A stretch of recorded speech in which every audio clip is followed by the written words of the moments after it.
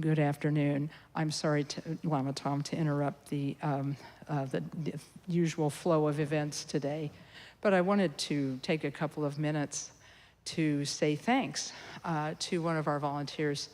Yay!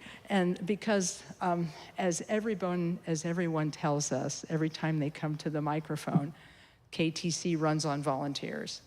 And because of the volunteers who are here day after day, week after week, we have these wonderful, amazing programs that we put on for everyone, and we bring Dharma to all the people of the community.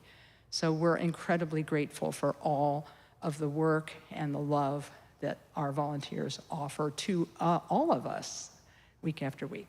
So today we get, I joked with her right before I came in. I said, we're going to embarrass you, but only a little. So Annie McCain, please come up. Annie McCain has been part of the center for more than 20 years, yes? Yeah, a little less than 20 years. How many? 2007. Well, that's pretty darn good. And then you became the storekeeper that year or the next one? A couple years. Okay. And so she's been really instrumental in doing so much fundraising for Columbus KTC, in that keeping the store stocked, ordering special like hundreds of prayer flags for ComFest, helping coordinate the T-shirts, helping to coordinate Dharma items that people need for their practice. She was able to be there and help with all of this. And so we're incredibly grateful to her. And so really, just want to thank you. And we have some gifts for you. It's like, oh, you shouldn't have. But yeah, but we should, I just love how you've been able to roll with absolutely everything. Fire? Sure. Building burned down, inventory gone? Okay. ComFest is in 2 weeks? All right. So all of the different volunteer challenges, she met them and helped us to look good and be good. So we have a couple of valuable things for you since your vibe and your volunteerism has been about enriching the KTC. We're going to give you a couple of things that are related to that. This is a treasure vase that's been blessed by a monastery over in Asia, and it contains all kinds of blessing substances that are, and some relics and things like that. And it magnetizes wealth. So, just in case you need some.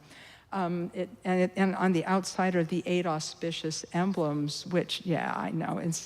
And so I'd like to present you with this.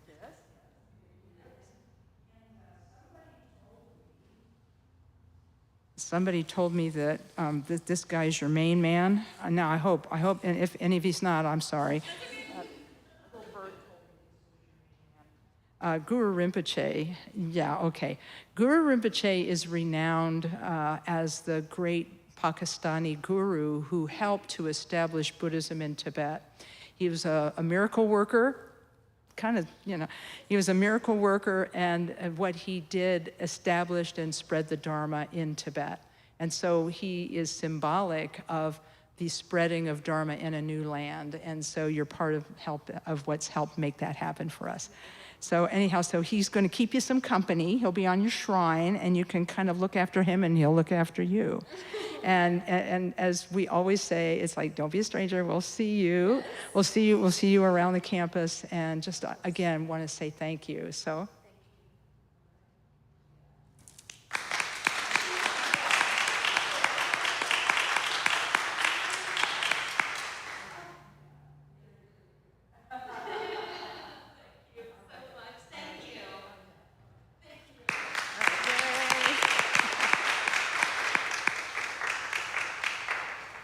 A card, I'll chase her.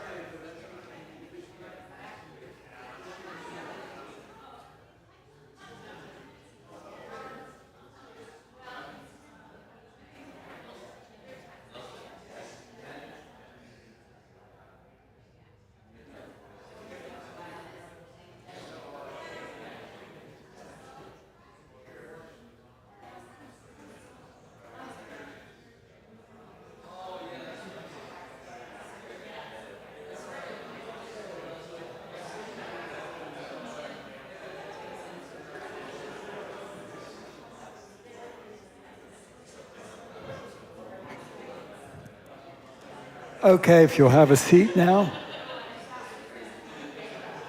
Thank you.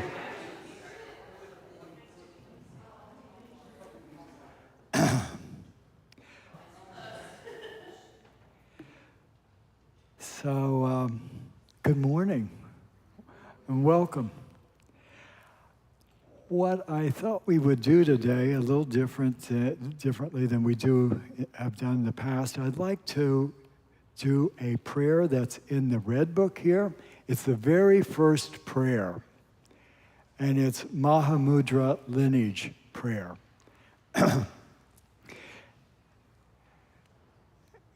And for some of you, this will not be familiar, but it gives you a sort of an introduction to our lineage, what it's all about.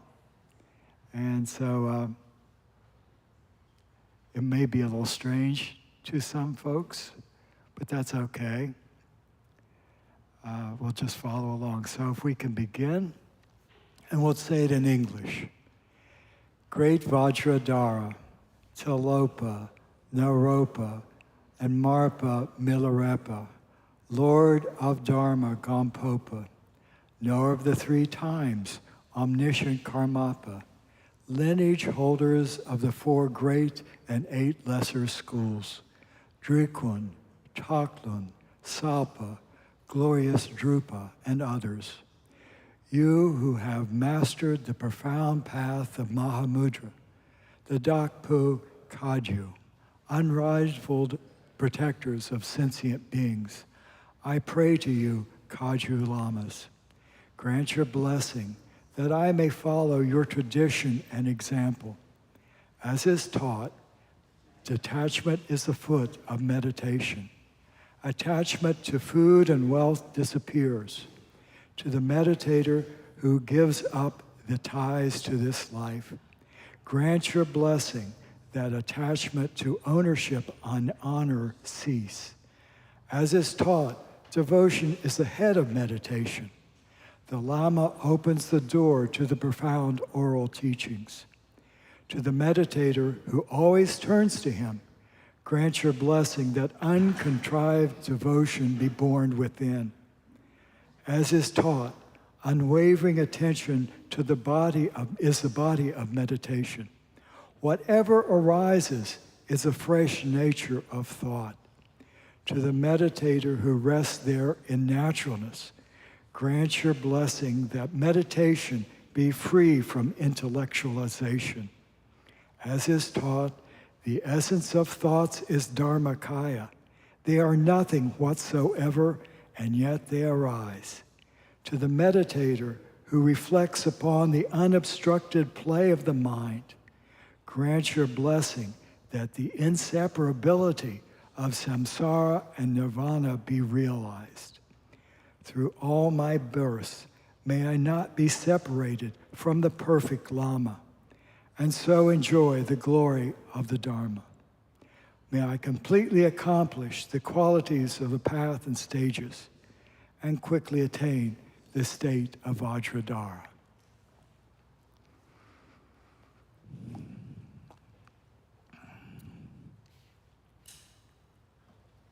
So we'll say the refuge prayer for those that know it, and if you are unfamiliar with it, that's okay, just sort of sat in meditation.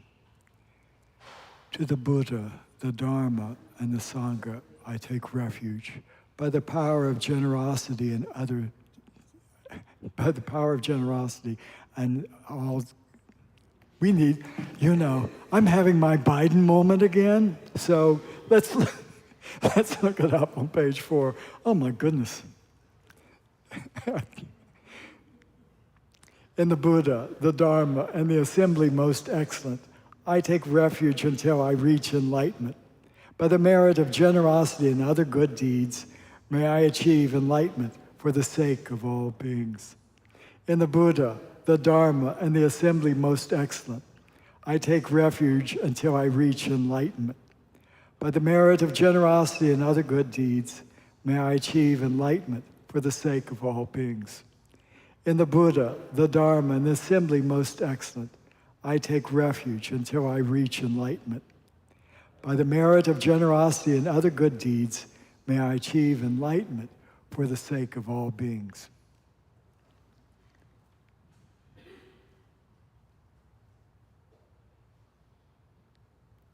Thank you. I do have my senior moments.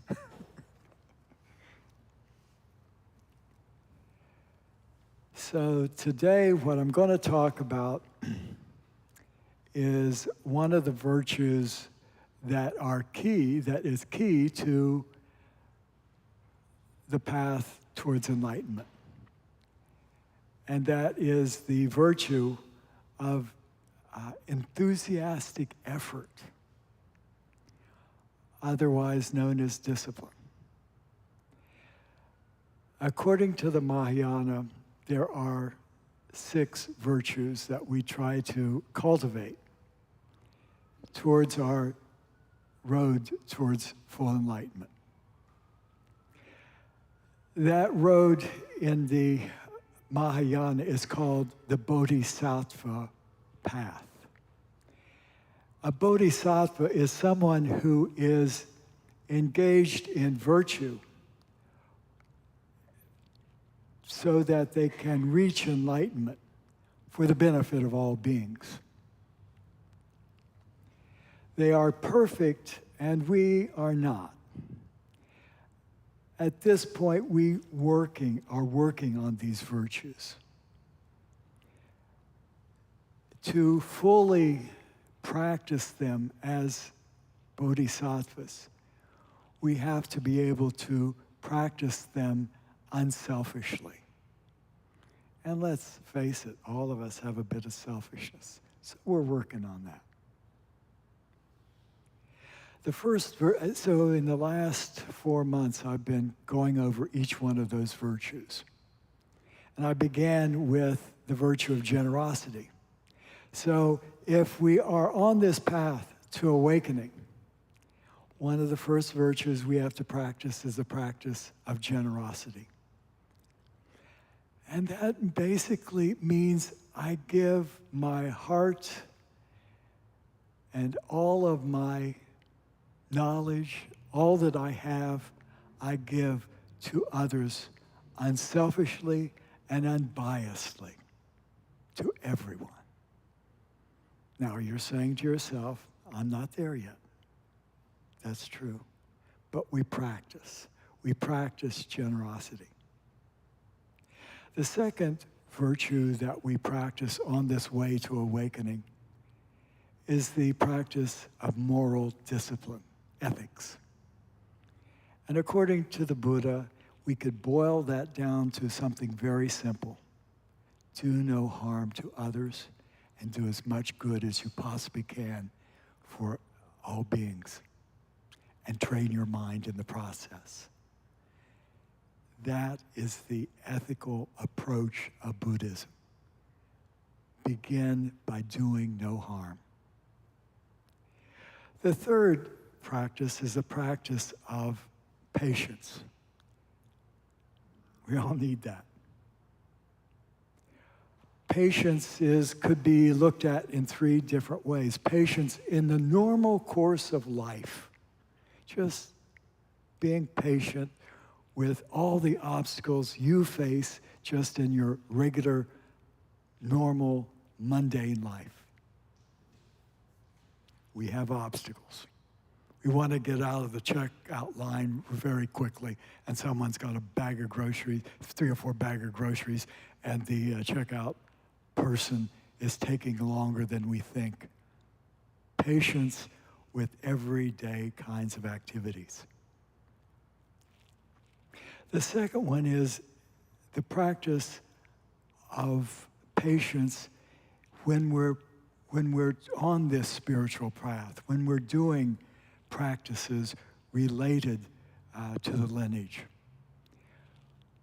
We will do them imperfectly, and we will do them with obstacles in our way. We also have to deal while we're practicing this spirituality. We have to recognize that we aren't perfect, and we have to have compassion and patience with ourselves. And thirdly, we have to have practice, we have to have patience just in general.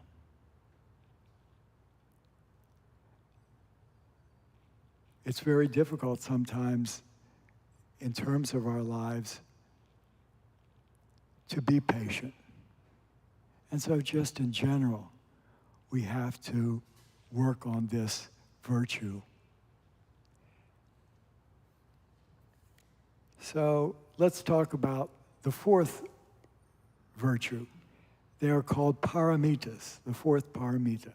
And that fourth paramita is diligence or enthusiastic effort. So on this path to Buddhahood, we have to be a bit diligent. We have to have some enthusiastic effort.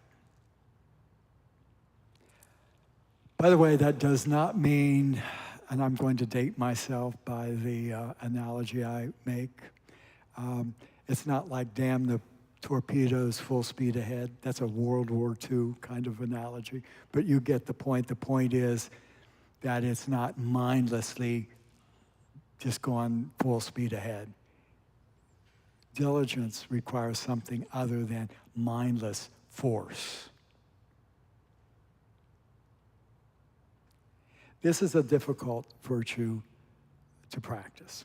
Each one of these virtues are listed in order of their difficulty. So this is the fourth one, and this is difficult.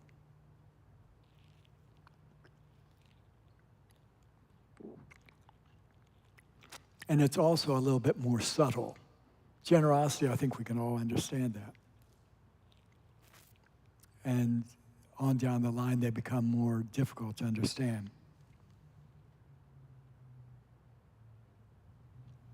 Diligence could be defined as not wasting our precious time. One of the greatest faults that Buddhists try to work on is they're wasting time. How many of you, I won't ask you to raise your hand, how many of you waste your time? You know, scrolling down and doing all that kind of stuff. So diligence requires us to not waste our time. And how do we waste our time? Laziness.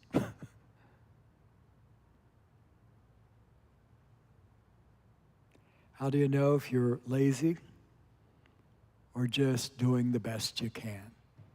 That's sometimes hard to figure out. So it takes a considerable amount of maturity to know the difference between wasting your time and doing the best you can. So you have to think about that. Am I doing the best I can? Or am I making excuses?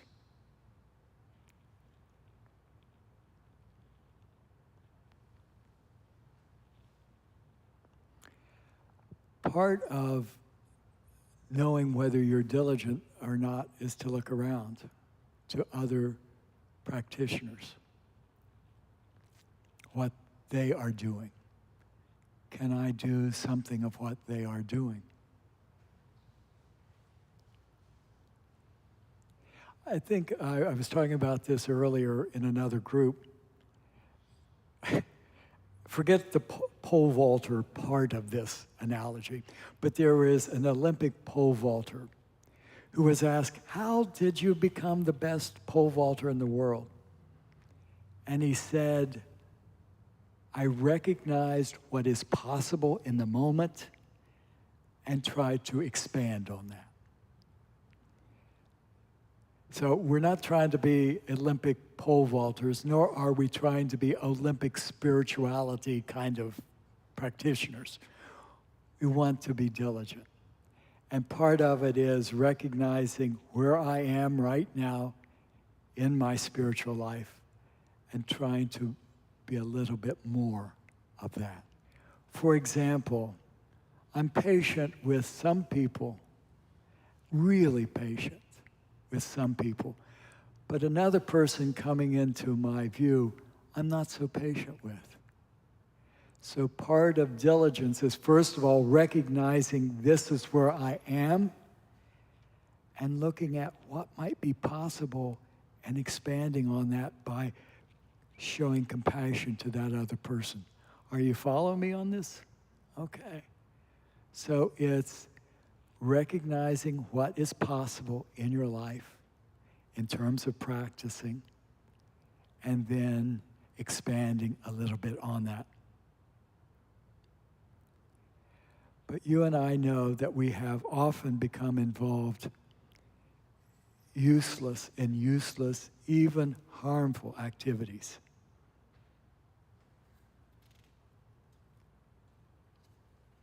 And they become habits. And a lifetime of habit is hard to break. You may have a habit of every morning before you do anything else is running to the internet and seeing what the latest news is. That time might be spent better in actually doing practice. We have these habits that keep us from using our time well.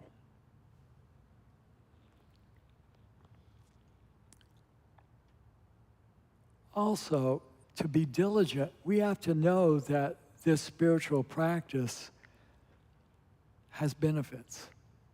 We have to know that. As beginners, that's hard to recognize because we've yet to experience benefit. So initially, there is a certain amount of faith that's required in our practice. But as we practice and as we mature, we start to see the benefits of that practice, and our diligence becomes a little bit easier because we've experienced the benefit.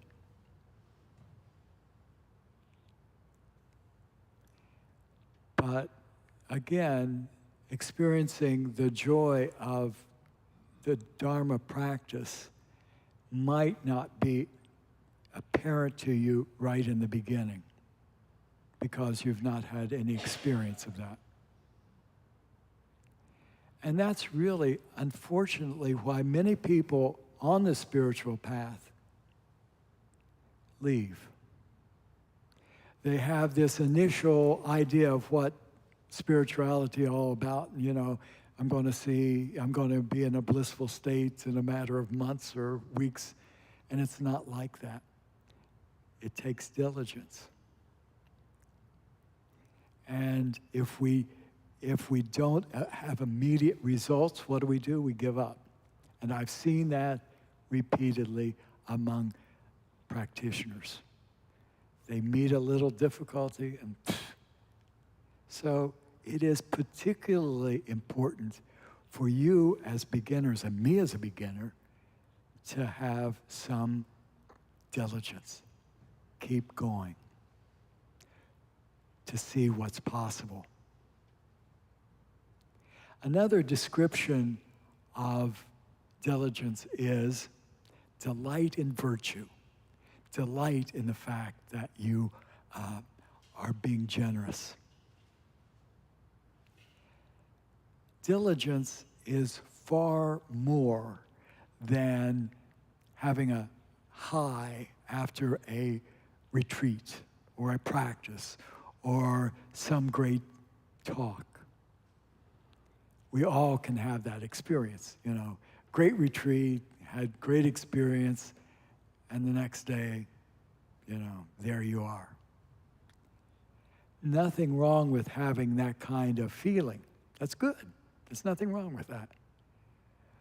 But that emotion that is temporary is not what diligence is all about. It's more than being lit up after a retreat or a Dharma talk.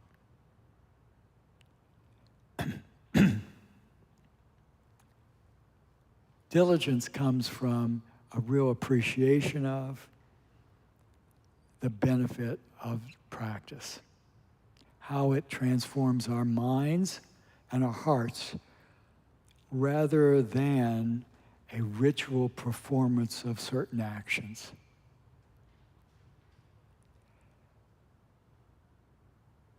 Buddhism is all about transforming our minds. We use ritual to help us to do that. But if our only concern is about the ritual and not about transforming our mind, we are, in a sense, biting and eating the cup instead of drinking the fluid, the goodness of the practice. We aren't transforming our minds.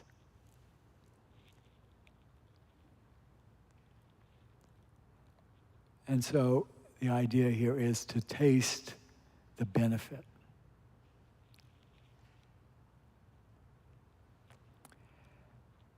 When you become aware of the benefits of Dharma in your life, you delight in it.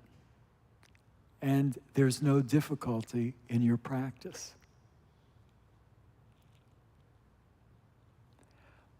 But again, that initial diligence is necessary. Mindfulness and awareness are important helps in diligence. You have to be aware when you are wasting your time. You have to be mindful of that. You have to be aware of that. How am I wasting my time? I have to think about that.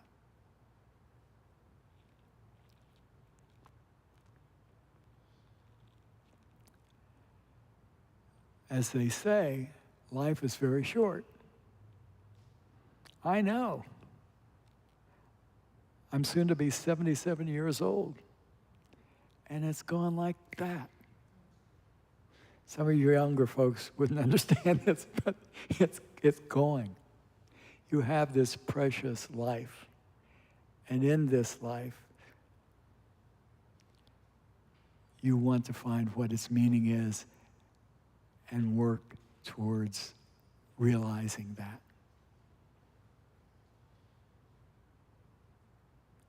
So from time to time, you have to ask yourself, honestly, is what I'm doing really meaningful? Is it being of benefit to me or other beings? And if it isn't, might I want to give that up and practice the various practices of spirituality?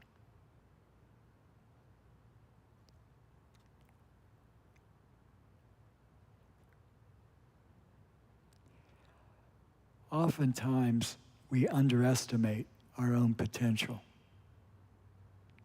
So we say, oh, I can't do that. I can't meditate, and give up. But if you endure, if you don't give up, if you persevere, you'll learn it. It can be done. But we so frequently underestimate our ability within spirituality. According to the Buddha and according to the teachings, we have in us an infinite potential to grow, which is unrecognized by us. So part of diligence is recognizing that within us there is this capacity, and we shouldn't underestimate the fact that we can grow spiritually. So rather than saying, poor me, I can't do this, the Buddha, the teachings invite us to replace our habitual poor me persona, whatever that is, with a different view, a view that I do have this capability. The teachings tell us that we can become courageous, bodhisattvas. So the idea here is to replace this image of ourselves as incapable to one of courageously and diligently practicing our spiritual practices. Ken Holmes, who is a great teacher, said, and I'm going to quote, "The dignity of the universal identity of the bodhisattva, that is, someone who is striving towards Buddhahood for the benefit of all beings. The identity of a bodhisattva comes to a throne in the mind like a king serene. Noble and filled with compassionate love." The Buddha is saying we are like kings and queens because we have this Buddha nature. And with that sort of identity, we're sort of like royalty. Now, you're not special royalty. We're all royalty. But individually, we see ourselves as kings and queens, noble and filled with compassion. In the Vajrayana practices, which is a special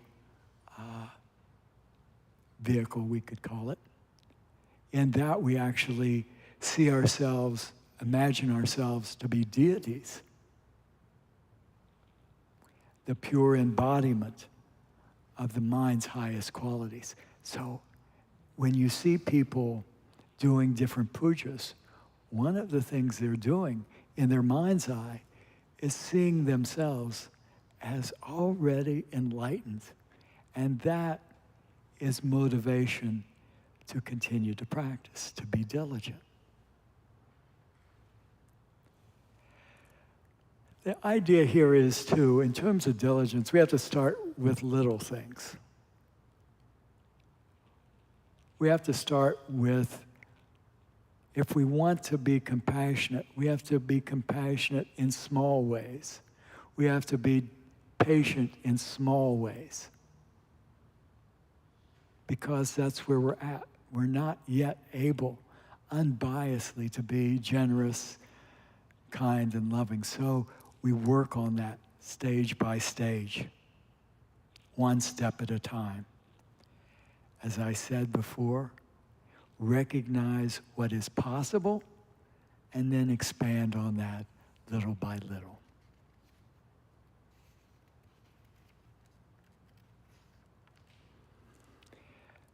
According to one of our lineage masters, there are 5 different types of diligence. I won't go into all of them, but I will start with, I will say a couple of them. One is the diligence of continuity. And that means that what we try to do with the practice of all of the virtues is not just think about them, but try to make that a part of our everyday life, the flow of our everyday life. Diligence, generosity, ethics is something, not just one discrete event, but a continuity throughout our lives. Again, I recognize that we will not always be able to do that. There will be ups and downs in that ability to be continuous. But we work on that.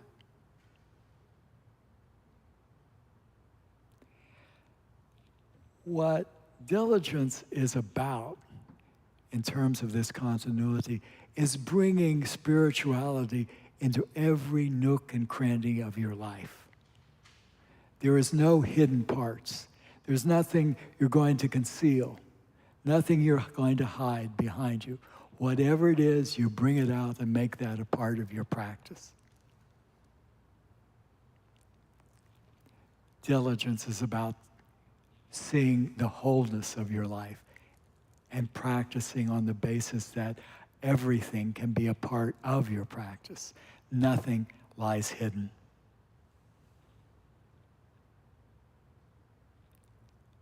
And as I said before, the main point of diligence is to find how to use this brief, precious life as effectively, as efficiently, and as meaningfully as possible. As effectively, as efficiently, and as meaningfully as possible.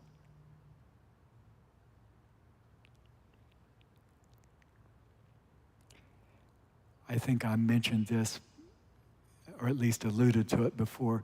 The most difficult time of spiritual practice is the beginning.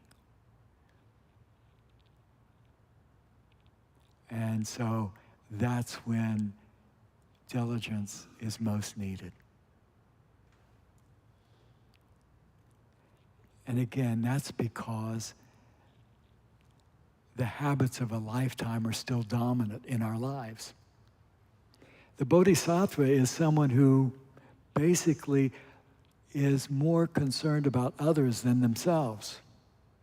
And in fact, you can judge, or yes, I'll use the word judge. Judge whether or not you're making progress along the path in terms of whether or not you are able to put others at least as important as yourself.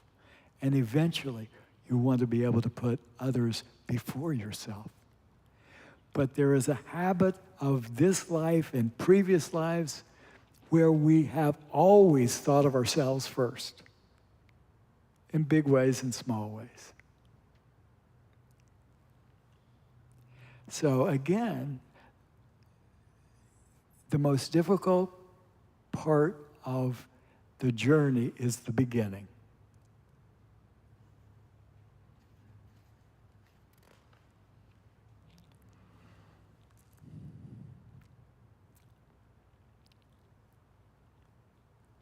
Sometimes you will have doubts.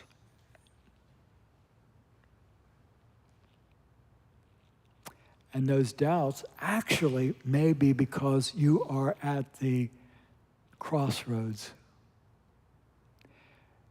You have doubts as to whether spirituality is going to be helpful. You have doubts that this is working. You have doubts that this can be beneficial to you. You're at the crossroads.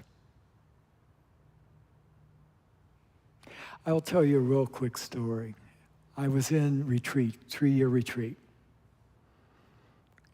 And I went along for 2.5 years, having some doubts. And to the point that I did something you're not supposed to do in retreat. I left. After 2.5 years, I left. I didn't totally leave. I went to my guru's home, and I was entertaining these doubts, thinking, I can't do this, I'm leaving, and blah, blah, blah, blah.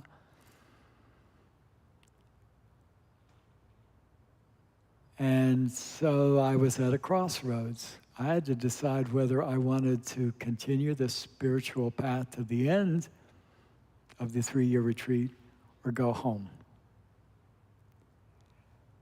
My guru, Khenpo Karthar Rinpoche, was so kind and so compassionate. He did what a lot of other teachers would not have done.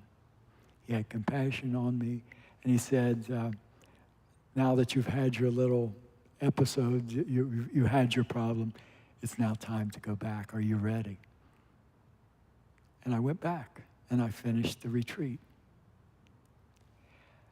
So when you're on this path, your doubts may get in the way of your diligence. And sometimes those doubts become very large. And my advice to all of you, based upon my own experience, is be patient with yourself, be kind to yourself, and don't give up. Persevere. The spiritual path, despite what you hear in the media, it's not all la-la and all happy. There are moments that they call it the dark, what is it, dark moment of the spirits, something of this sort. We will have those. And all I can say, my advice is, have compassion for yourself. It's okay that these moments arise. One of the things you can do if that happens is simply dedicate whatever practice you're doing at the time that you get through it. Make sense? We're all going to have those moments in our practice.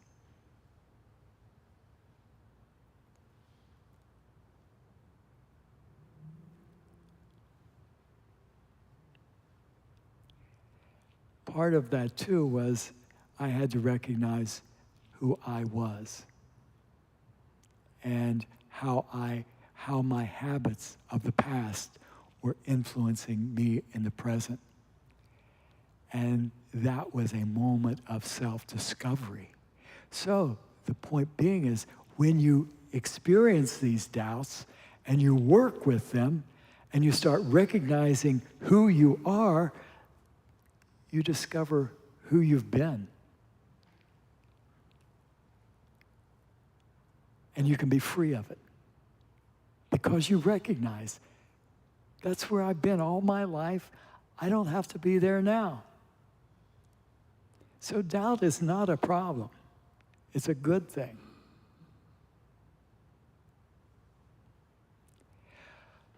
The Buddha, when he left, at his parinirvana, he did not leave a person in charge of the Dharma. He didn't say, you're my successor. He never did that. What he did was, he left the Dharma for us to follow.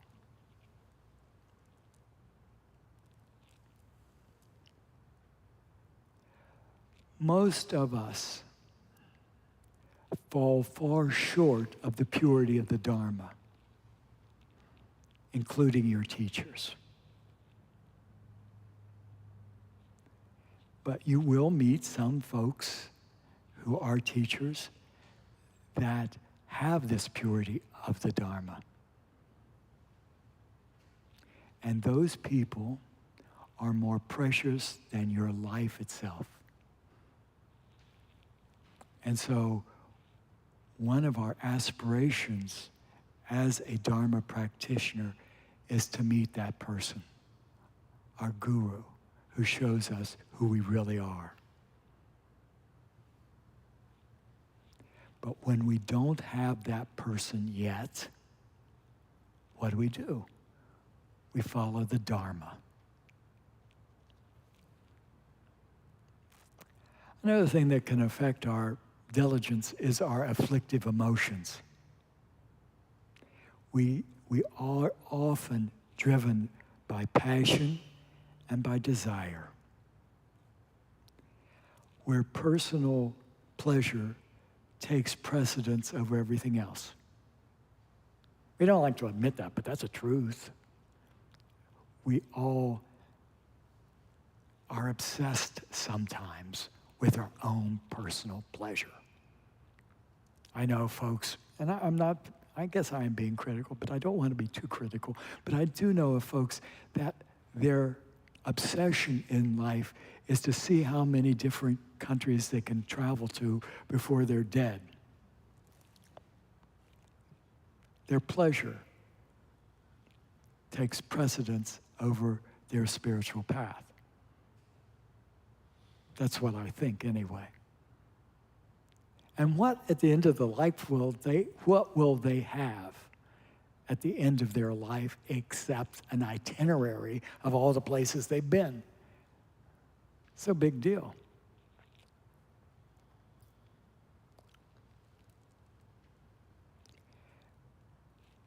When we single-mindedly go after pleasure. We basically put aside any altruism. I'm after my pleasure. I don't mean to tell you I'm any different from you, because that's something, being in this realm we call desire, we all have that to overcome. And by overcoming it, actually, we gain a greater, more lasting happiness. But we all can be, at different times, be overcome by our emotions, our anger, our jealousy, our lust, our pride, and that gets in the way. What's the answer? Mindfulness. Recognizing this is where I really am. I am so involved in my own pleasure, I don't consider other people's well-being and good. So it takes mindfulness. Another thing that can get in the way of our practice is our own suffering. Personal illness or depression. Depression can be the result of some sort of chemical imbalance. So although these things do get in the way of our being able to accomplish things physically, I mean, our illness does, if we have a serious illness or disability, that does get in the way of our being able to do things physically. But they are not a problem that hinders your diligence, because diligence is a state of mind, not a list of the physical accomplishments that you've made. So the idea here is, yes, I may not be able to do certain physical acts. Maybe I can't always come to the center. Maybe I can't do my practice right now because I'm really depressed and down. You work on that. That's what's presented to you. And you're kind to yourself. The practice at that point would to be show compassion towards yourself.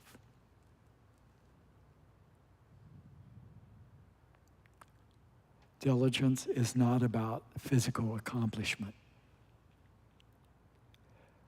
Diligence is the bodhisattva's courage to cope with every circumstance in a joyful, efficient way.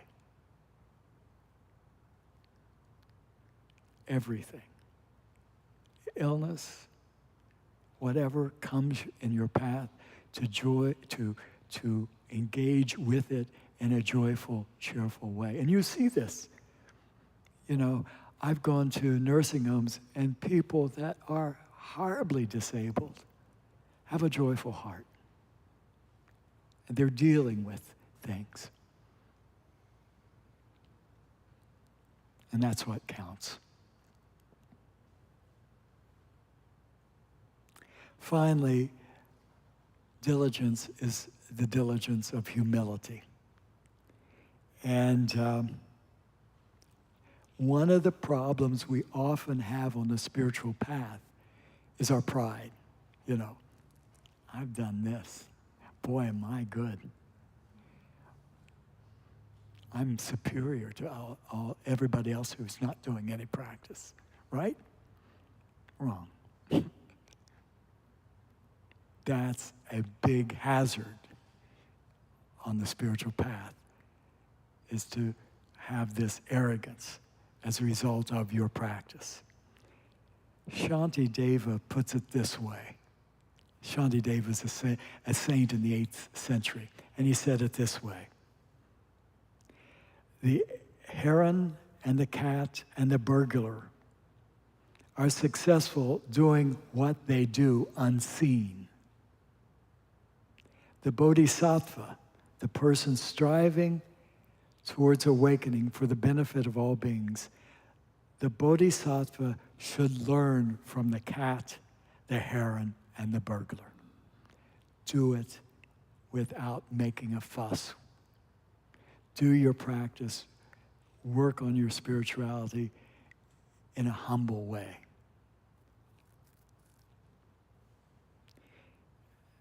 In another place he said, the bodhisattva should act like a cotton ball blown by the wind, moving slowly, gracefully, harming nothing as it bumps against things in its way.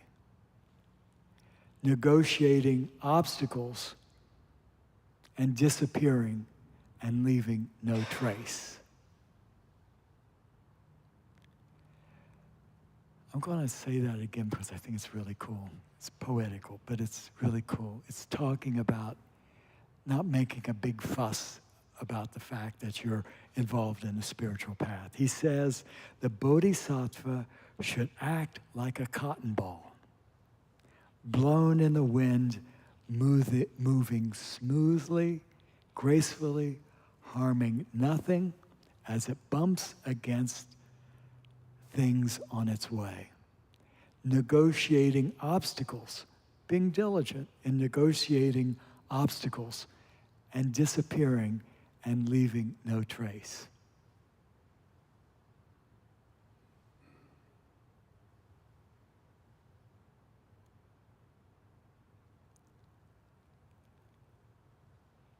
You and I know the dangers of the different things that we do that aren't good. Smoking, drinking alcohol, drugs, pornography, all those things we know harm us. And yet, sometimes we throw ourselves into them completely with body, speech, and mind.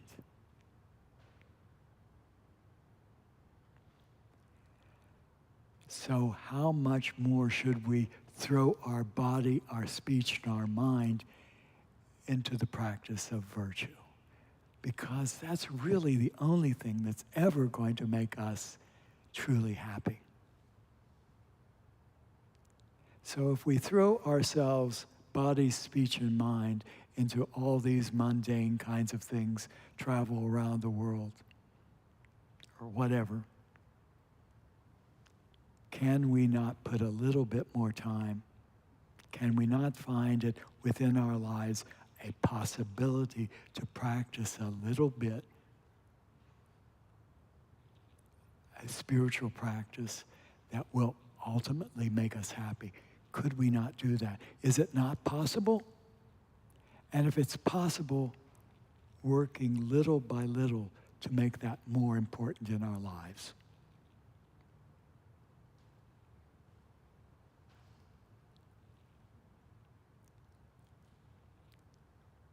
And so my hope for you, my prayer for you, and myself is that I look in my life today and I see when I can have the time and make the effort to develop my spirituality,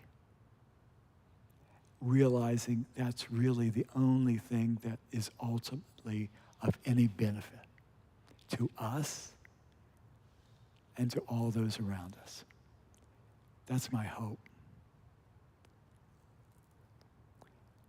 So we have a few minutes, and if anyone would like to ask a question, it doesn't have to be about diligence, it could be about anything.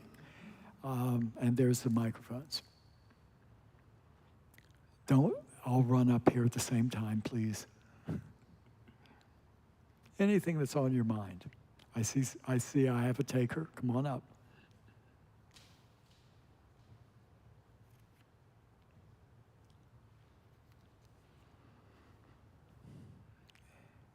So, I really appreciated the cotton ball analogy. I'm glad you read it twice. And the first issue I had came very, very soon, which is I struggle with allowing myself to be blown by the wind so to speak. And I'm also wondering about how that squares with diligence, because, yeah, I guess that's... So how does this being light and moving? Well, I think the idea here is, particularly as a beginner in spirituality, we tend to be very anxious and worried and concerned about results and thinking only in those terms. And I think that analogy is telling us, relax a little bit. Doesn't mean not to be diligent. It just means in your diligence, be light. Have some sense of humor. Lama Kathy, who I think is a great practitioner and a great teacher, you'll notice she uses humor a lot. We tend to take ourselves far too seriously. And part of the practice is to let go of that. Does that help? Yeah. Thank you. Yeah, you know, from lifetime to lifetime, we've just really put so much emphasis on our identity, who we are, and all that sort of thing. And part of the way we will look at progress is to what extent, again, we are relaxed and putting other people at least as important as ourselves. And that, you know, be relaxed about it. Yeah. Thank you, Lama Tom. No, you're welcome. I think this isn't an easy topic to lecture on, so thank you for what you shared. The question I have is integration. It's what? Integration. Okay. What I've experienced since coming here, you know, I grew up in a Christian household. I've been a meditator since 2007. I've been coming here for about a year and a half, and I find myself confused.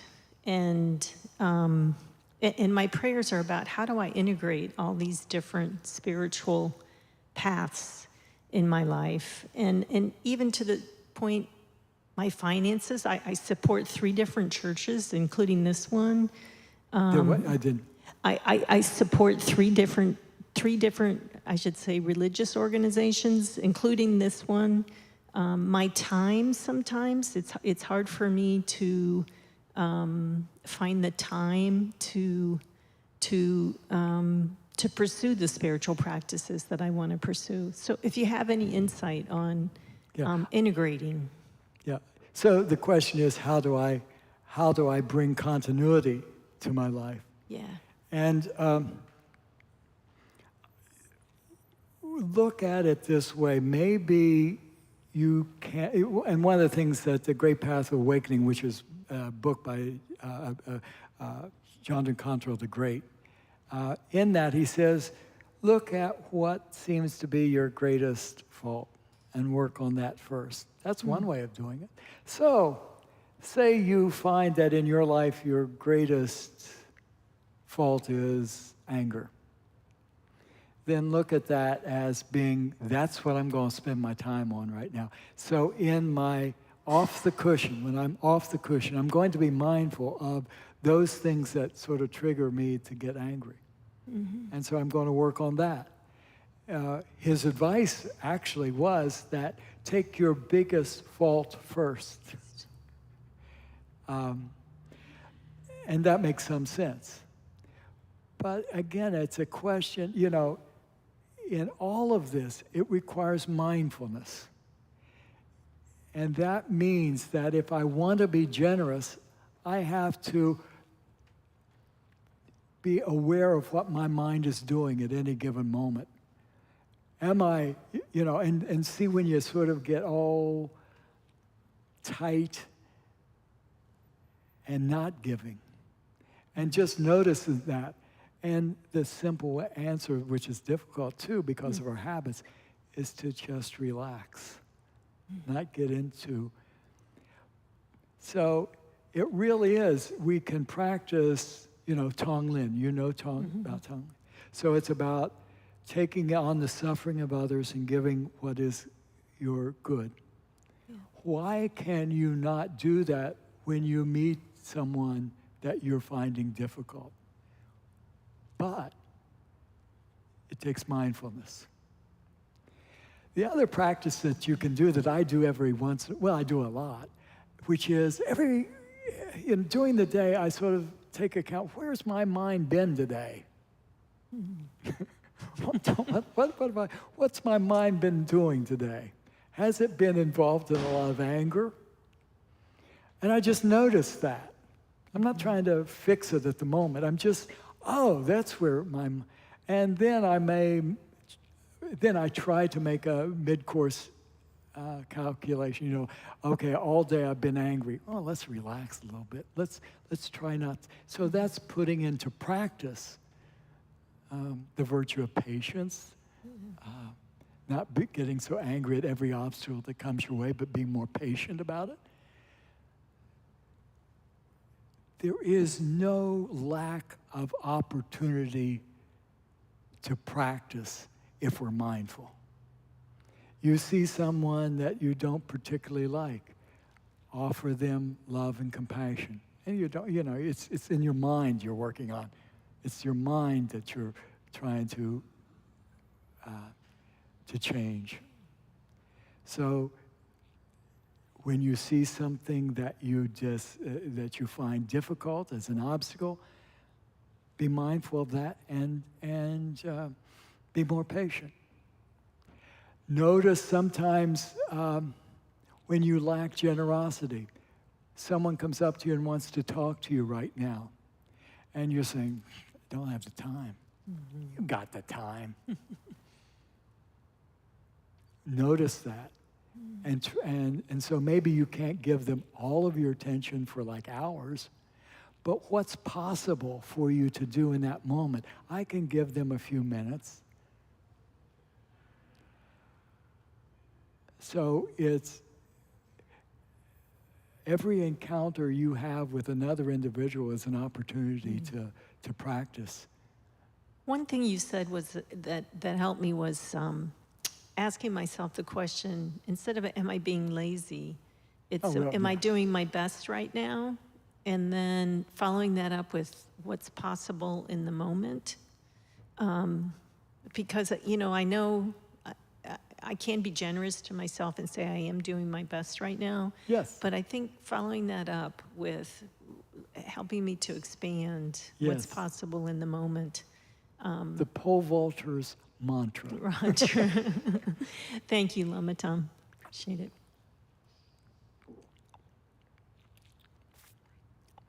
So, thank you. So let's sort of make an aspiration that at least today we try to be generous to other beings.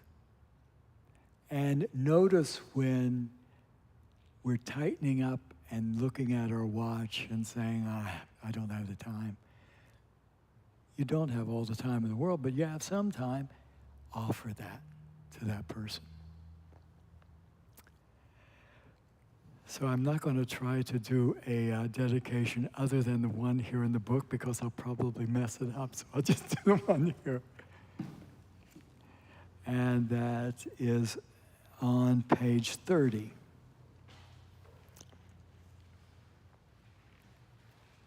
We're running over a little bit. Thank you for your patience.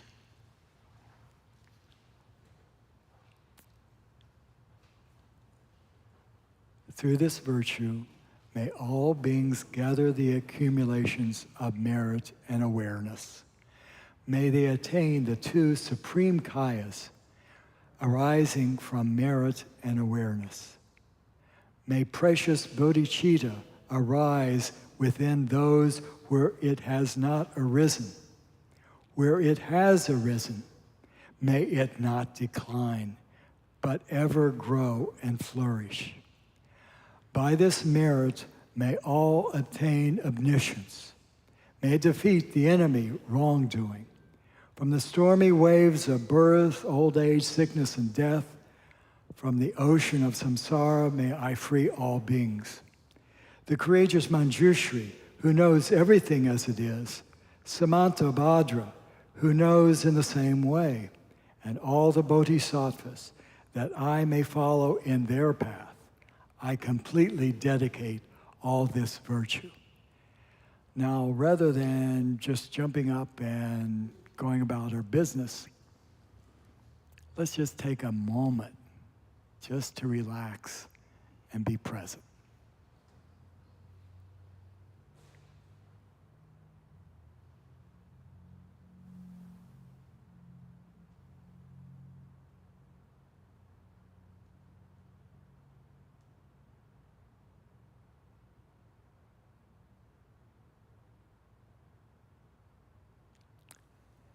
So may you all find the joy of spiritual practice. Thank you so much. Appreciate it.